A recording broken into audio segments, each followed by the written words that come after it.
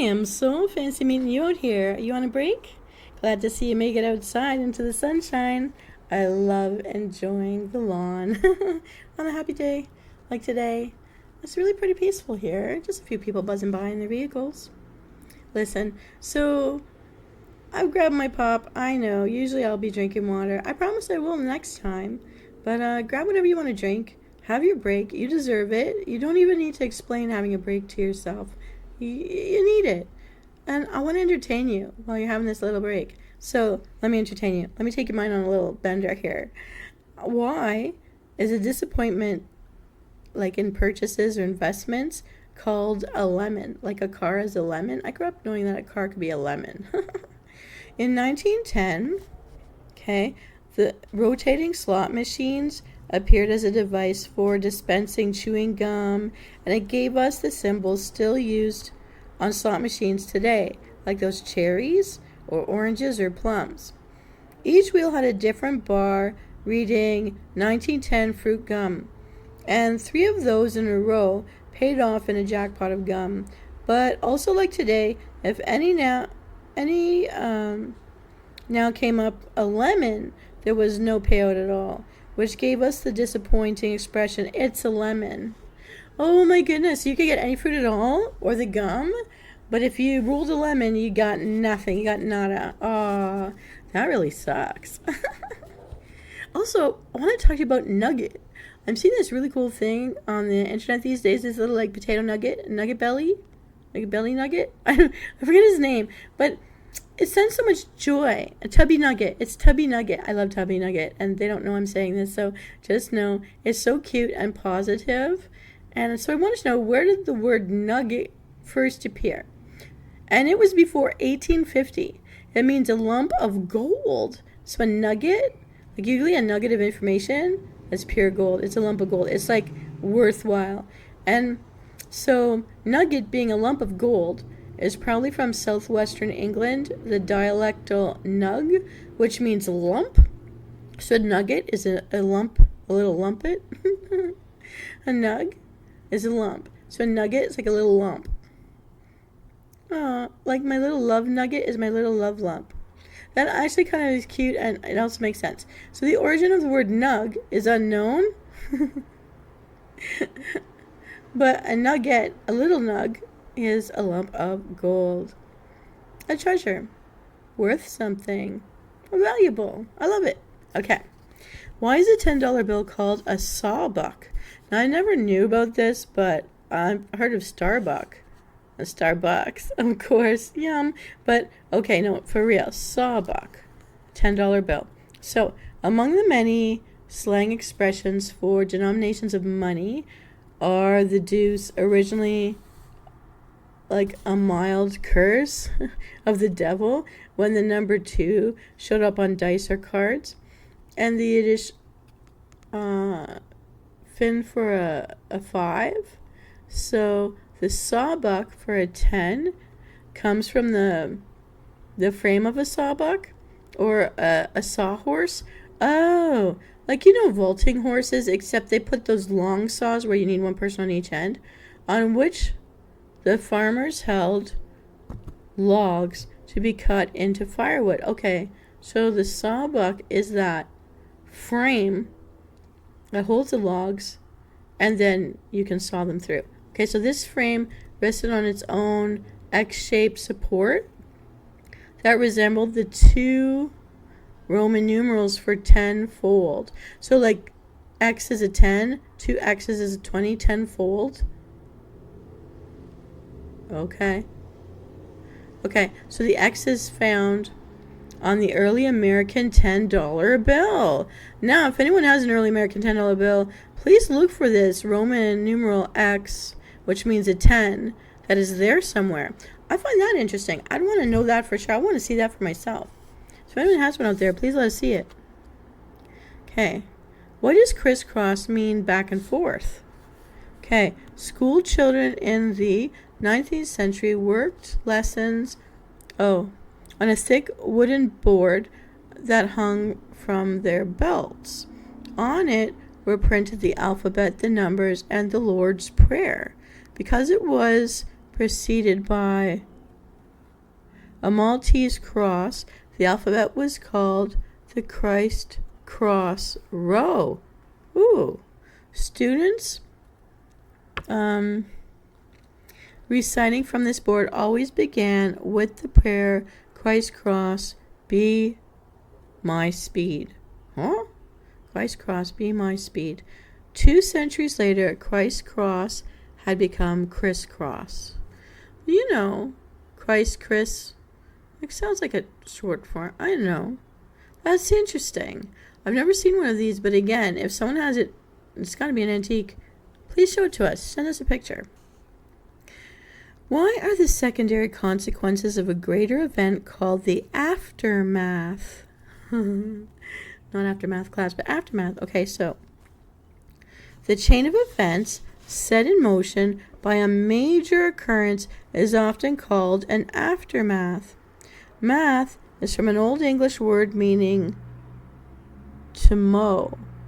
So mathematics is how you mow things down. That's why you're tired after you do math. Okay. The second smaller crop of hay that sometimes springs up after a field has been moved is called the aftermath, or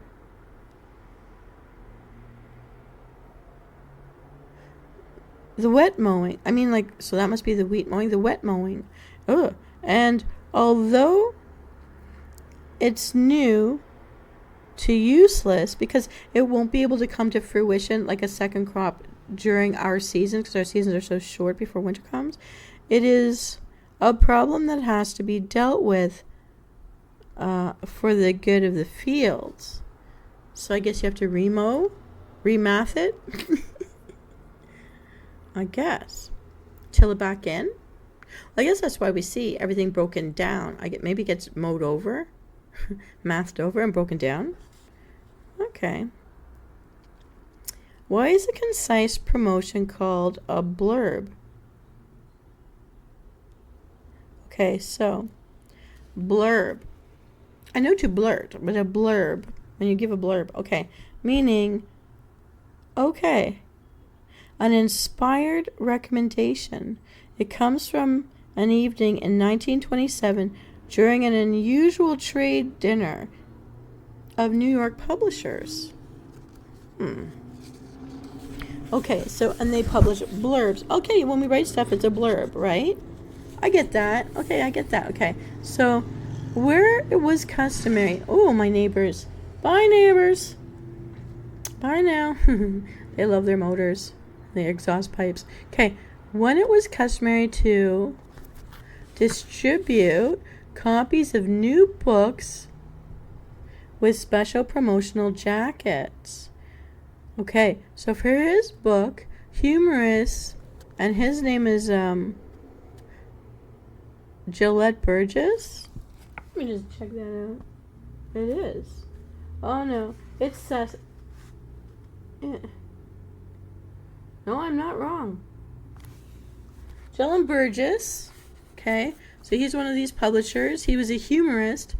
He caused a bit of a commotion with a cover drawing of a very attractive and buxom young woman, so waifu, big busty girl, whom he named Miss Belinda Blurb. Oh my goodness. Okay, so from then on, any flamboyant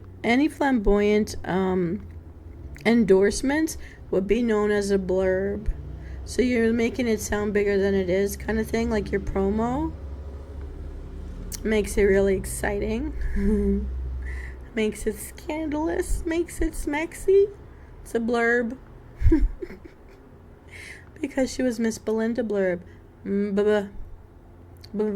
I guess that's the sound of when you're talking a lot. Belinda Blurb.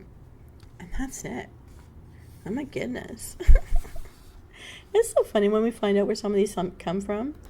Sometimes I don't see it coming. Okay, I got one more for you. I know your breaks come to an end. I know. I'm really bad at keeping you. I'm making you a little bit late. I don't mean to make you late, but you do need a break. You need a break, and I want to make it interesting.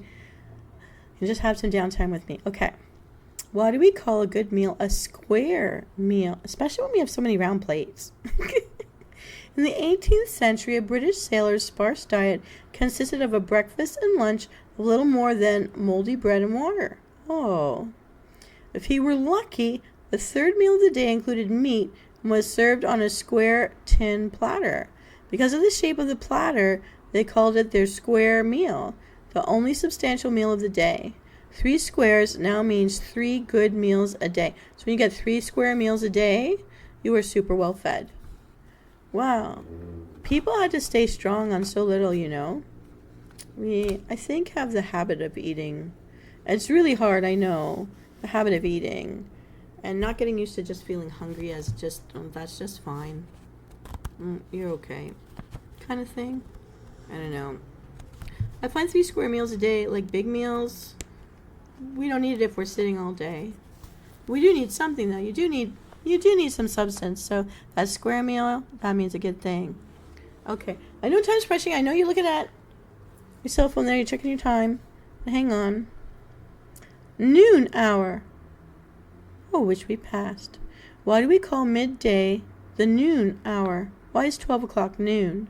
Okay, so the noon hour shifted several times throughout history, and at one time when Christians prayed twice a day, it meant both midday and at midnight.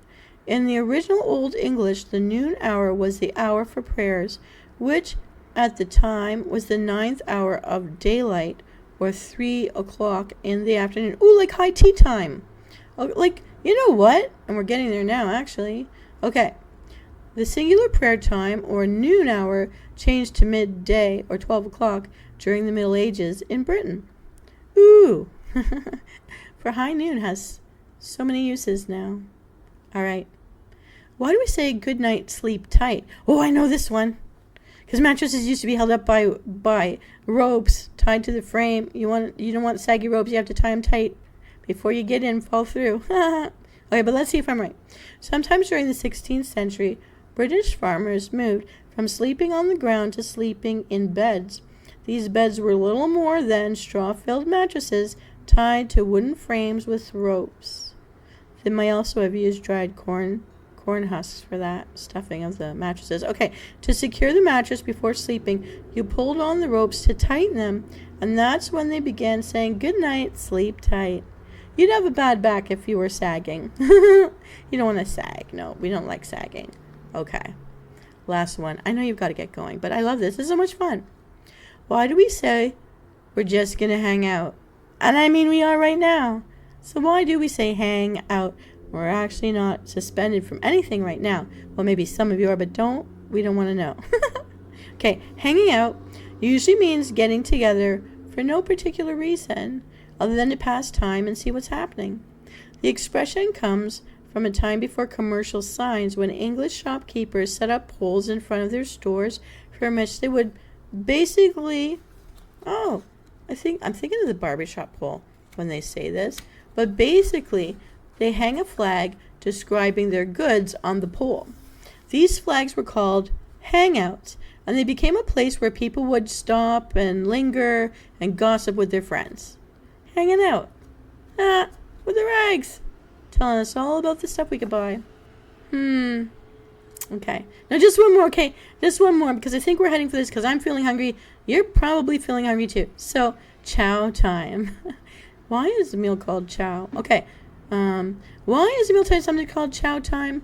Chow is a Mandarin Chinese word meaning to cook or fry, while in Cantonese, chow means food. The chow chow, which in my language would just mean we're saying bye or see you later. But chow chow is a breed of dog that was in fact originally bred by the Chinese to be eaten. In the early days of North American settlement, Chinese immigrants, because of their culinary talents, were often put to work cooking for the labor gangs, who then picked up the phrase chow time, meaning it's time to eat. And also that could mean like referring to the dog's meat. You were gonna eat that square meal, was gonna have some meat from the chows. Well, I gotta tell you, in my culture saying chow, it doesn't mean food. It actually derives from something you may not like to know about. But ciao, when we say hi and bye, comes from scow, which is a slang from esclavum, which in Latin means slave. So you're not even good enough to call you by your name. Slave. Ciao. And everybody answers these days because I think people have forgotten what it came from, what it meant. But anyways, I suppose terms of endearment are what they are. But yeah, that's the background of that. And with that little fun fact, you can go and tell all your friends at the water cooler if you have to head back in. All this new fun information. It's always nice to be the person that can tell a new story. It's nice to always have a new story, like a little fun fact to share. Just because it's positive, it's neutral, it's not negative, and so it makes it easier to have conversations sometimes. It's a little fun. Did you know? Did you hear? Anyhow. Well, we'll talk more about this some other time. I know you got to get back, and I got to get back, but yeah, we'll do a few more these little beautiful breaks outside, breathe some fresh air, move around, get some exercise, hydrate for sure, wear some sunglasses because I've heard people get sun damage on their eyes and we don't even know it, even when you're driving apparently, and even when you're in a pool. Like, I guess that's why football players put that burn the corks and put them under their eyes to reflect the light. But do they have sun damage? I don't even know now. Now that's another thing I have to research. Anyways, learning new things always leads to learning new things. Take care out there. This is Venus Callida. Hope you have a wonderful day. You deserve it. And I'll see you next time. Bye.